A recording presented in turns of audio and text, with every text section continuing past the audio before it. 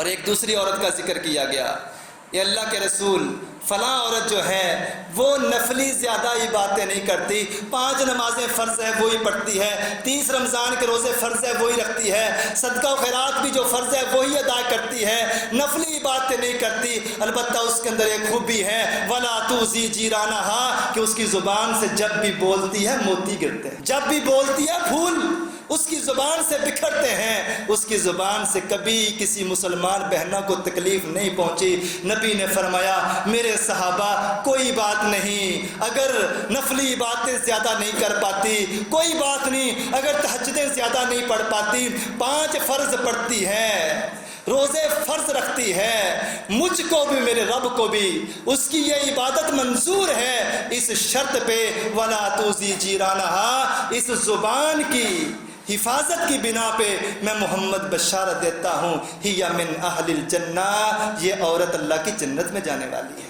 رمضان میرا ضائع نہ ہو جائے، اخلاص پیدا کر لیجئے، رمضان میرا ضائع نہ ہو جائے، دلوں کو صاف کر لیجئے، رمضان میرا ضائع نہ ہو جائے، زبان کو لگام دے لیجئے۔ آگے بڑھتا ہوں، رمضان میرا ضائع نہ ہو جائے، اپنی نیکیوں کے اندر خشوع و خضوع پیدا کر لیجئے۔ پوری گفتگو کا خلاصہ اور نچوڑ جان بوجھ کے یہ حدیث مبارکہ میں نے اینڈ پہ رکھی ہے۔ لوگوں ایک بندہ نماز کے لیے آتا ہی نہیں ہے، اس کی تو بدبختی ہے۔ ایک بندہ تراویح پڑھتا ہی نہیں ہے، وہ تو بہت ساری نعمتوں سے محروم ہے۔ کبھی ہم نے سوچا ہے کہ پڑھنے والے بھی بعض اوقات محروم ہو جاتے ہیں؟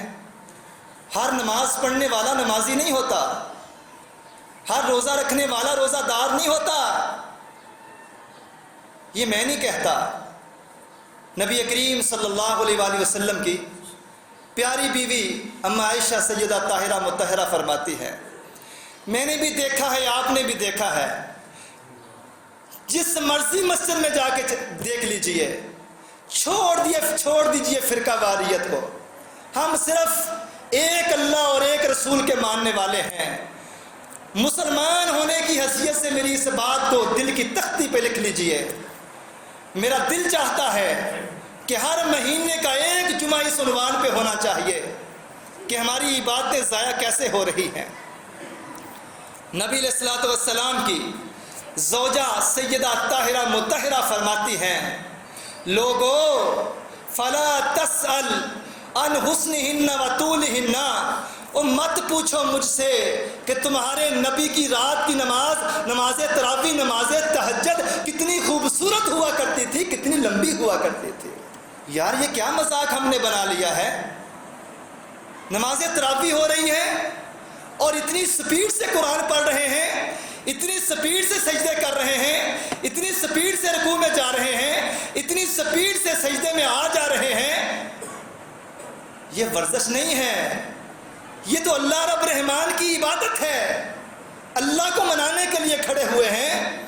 اما عائشہ فرماتی ہیں لا تسأل عن حسنہن و طولہن، لوگوں نبی کی نماز کے حسن کے متعلق مجھ سے مت پوچھو، نبی کی نماز تو بڑی لمبی ہوا کرتی تھی، نبی کی نماز تو بڑی خشوع و خضوع والی اور آرام سکون سے بڑی خوبصورت ہوا کرتی تھی۔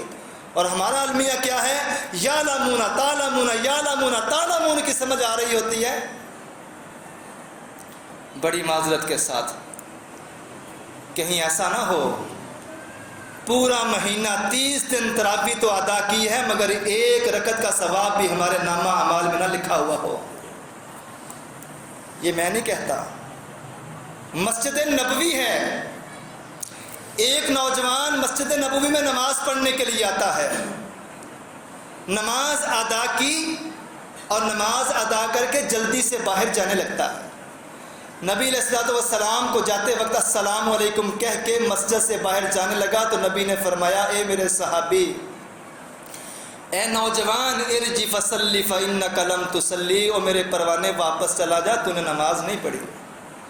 ابو ذر کہتے ہیں رضی اللہ تعالیٰ عنہ، ہم دیکھ رہے ہیں تو اس نے نماز پڑھی ہے مگر نبی کہہ رہے ہیں کہ واپس جا، تو نے نماز نہیں پڑھی۔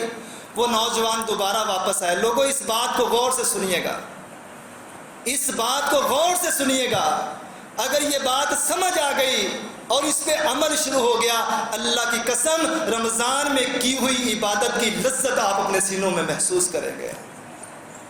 نوجوان کو واپس اللہ کے نبی نے بھیجا، او نوجوان واپس جا، تو نے نماز نہیں پڑھی۔ اس نے دوبارہ نماز پڑھی، جلدی جلدی رکوع، جلدی جلدی سجدہ۔ دوسری بار بھی نماز پڑھ کے جانے لگا تو نبی نے دوبارہ واپس کر دیا، ارجع فصلی فإنک لم تصلی، او شہزادے واپس جا، تو نے نماز نہیں پڑھی۔ تیسری بار پھر آیا، تیسری بار بھی نماز پڑھی، جیسے پہلے 2 بار پڑھ چکا تھا، تیسری بار بھی نبی نے فرمایا ارجع فصلی فإنک لم تصلی، او میرے پیارے صحابی واپس جا، تو نے نماز نہیں پڑھی۔ صحابہ کہتے ہیں ہم سر پکڑ کے بیٹھ گئے کہ یہ نماز پڑھ کے جا رہا ہے، نبی کہہ رہے ہیں کہ تو نے نماز نہیں پڑھی۔ اخیر وہ بندہ بول کے کہتا ہے، اے اللہ کے رسول میں 3 بار پڑھ چکا ہوں، مجھے تو ایسے ہی پڑھنی آتی ہے، پھر آپ مجھے سکھا دیجئے کہ میں کیسے پڑھوں۔ اللہ کے نبی صلی اللہ علیہ وآلہ وسلم نے فرمایا، اے میرے صحابی، جب تو نماز پڑھے تیری نماز کے اندر 2 مین نقص تھے، تیری نماز کے اندر 2 میجر خرابیاں تھیں۔ وہ 2 خرابیاں کون سی تھیں؟ نبی نے اس حدیث میں وضاحت فرمائی، میرے صحابی جب تو رکوع میں جائے اور رکوع سے کھڑا ہو اس وقت تک سجدے میں نہ جا حتی تطمئن قائما، جہاں تک کہ تیری کمر بالکل سیدھی نہ ہو جائے۔ رکوع کرنے کے بعد بالکل سیدھا کھڑا ہو جا اور اس وقت تک سجدے کے لیے اپنے سر کو مت جھکا جب تک تیری کمر رکوع کے بعد بالکل سیدھی نہ ہو جائے۔ اور جب تو 2 سجدے کرنے لگے، دوسرے سجدے میں اس وقت تک نہ جا، ایک سجدہ کر کے بیٹھ، صحیح طرح بیٹھ، آرام سے بیٹھ، سکون سے بیٹھ، اس دیر تک بیٹھ حتی تطمئن قائدا، جہاں تک کہ تو آرام اور سکون سے بیٹھ جائے، تیری کمر بالکل سیدھی نہ ہو جائے، اس وقت تک دوسرے سجدے کے لیے نیچے مت جھک۔ آپ دیکھیں گے یہ معاملہ، نہ رکوع پورا ہے نہ سجدہ پورا ہے۔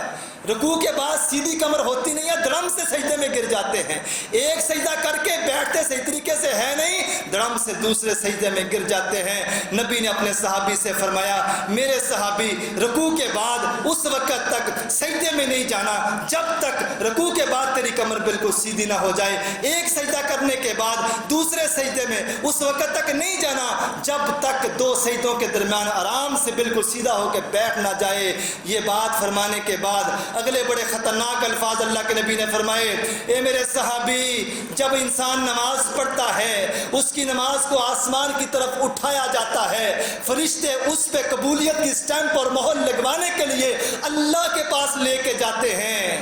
اور جس نے آرام سے پڑھی ہو، آرام سے سجدہ 2 سجدوں کے درمیان بیٹھا ہو، رکوع کے بعد سیدھا کھڑا ہوا ہو، لمبا قیام کیا ہو، آرام آرام سے نماز پڑھنے والا، اس کی نماز کو آسمان کی طرف اٹھایا جاتا ہے۔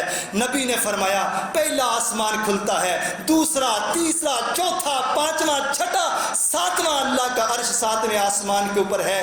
میرے نبی نے فرمایا، اللہ انسان کی نماز کی خوبصورتی کو دیکھتے ہیں، ساری دنیا سے کٹ کے اللہ کے سامنے کھڑا ہو گیا ہے، ہاتھ اٹھا کے اپنی بے بسی کا اظہار کر رہا ہے، ہینڈز اپ ہو کے اپنی محرومی اور اپنی کمزوری کا اعلان کرتے ہوئے اللہ کو بڑا جانتے ہوئے کہہ رہا ہے، سجدے میں سر رکھ کے اللہ سے کہہ رہا ہے، اللہ میں چھوٹا ہوں تو بڑا ہے، پوری ایمانداری سے اس نماز کو ادا کرتا ہے۔ نبی نے فرمایا، اللہ اس پہ اوکے کی سٹیمپ لگاتے ہیں، جا میرے بندے تیری نماز قبول کر لی جاتی ہے۔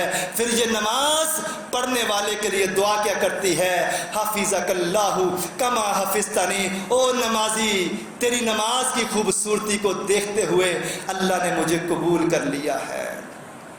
حافظک اللہ کما حفظتنی، میں اللہ سے دعا کرتی ہوں، کون کہتا ہے؟ نماز کہتی ہے، میں اللہ سے دعا کرتی ہوں جس طرح تو نے میری حفاظت کی ہے، اللہ دنیا اور آخرت میں تیری بھی حفاظت فرمائے۔ اور جس کی نماز مکمل نہیں، رکوع مکمل نہیں، سجدہ مکمل نہیں، تیز تیز پڑھنے والا، نماز میں آ کے بھی میں نماز میں نہیں کھڑا ہوا، صرف جسم نماز میں ہے، سوچے کہیں اور ہیں، تیز تیز نماز پڑھنے والا، نبی نے فرمایا اس کی نماز کو بھی آسمان کی طرف اٹھایا جاتا ہے، پہلا آسمان کا دروازہ ہی نہیں کھولا جاتا، دستک دیتے رہتے ہیں فرشتے، دروازہ ہی نہیں کھلتا۔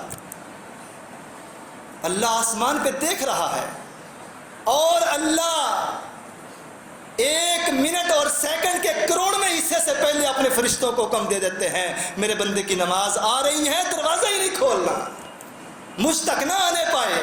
یہ وہ نہیں ہے جو مجھے چاہیے، یہ لولی لنگڑی نماز مجھے نہیں چاہیے۔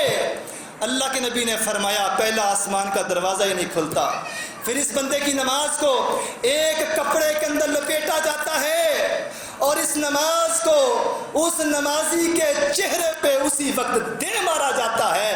ابھی یہ جوتا پہن کے مسجد سے باہر نہیں جاتا، مصلی جائے نماز اکٹھا نہیں کرتا، اس سے پہلے اس کی نماز کو اس کے چہرے پہ دے مارا جاتا ہے اور قبول نہیں کی جاتی، اور یہ نماز پھر اپنے پڑھنے والے کے لیے بد دعا کرتی ہے، زیک اللہ کما زیتنی، او بدبختہ تو نے مجھے برباد کر دیا ہے، جس طرح تو نے مجھے برباد کیا اللہ تجھے بھی برباد کر دے۔ لوگوں یہ برکتوں کا مہینہ ہے، نیکیاں کمانے کا مہینہ ہے، عبادت کرنے کا مہینہ ہے۔